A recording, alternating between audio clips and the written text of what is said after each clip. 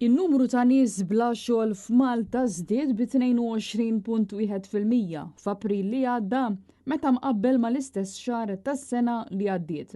ċifri li ġew pubblikati it-tnejn mill-Uffiċċju Nazzjonali tal-Istatistika juru kif f'April 12,400 persuna ġew irreġistrati li m'għandhomx xogħol.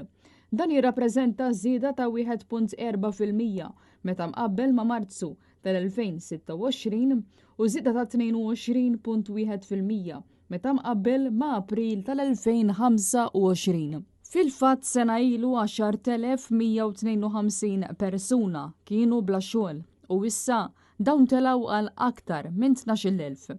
L-NSO ikkonferma li r-rata tal-qatt laħqet 3.6% f'April li għadda. Dan kien 0.6 punti perċentwali ola mir-rata rreġistrata sena qabel. Il-maġġoranza tal-persuni bla xogħol kellhom bejn 25 u 74 sena u kienu jammontaw għal 9,690 persuna jew 78.1% ta' kull persuna bla xogħol.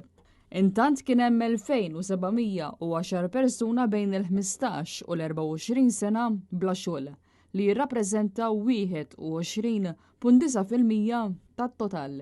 Ir-rata ta' qatt fost l-irġiel kienet ta' 3.6% f'April u baqgħet l-istess minn Marzu tal-2026. Fost in-nisa ir-rata ta' qatt laħqet 3.5%, żieda ta' 0.1 punti perċentwali meta mqabbla max-xahar ta' qabel. Ir-rata ta' qatt fost iż-żgħażagħ baqgħet ferm ogħla mill-medja nazzjonali. Ir-rata ta' qatt għal persuni bejn 15 u 24 sena kienet ta' 9.1% fil-waqt li rata għal dawk bejn 25 sena u 74 sena kienet ta' 3%.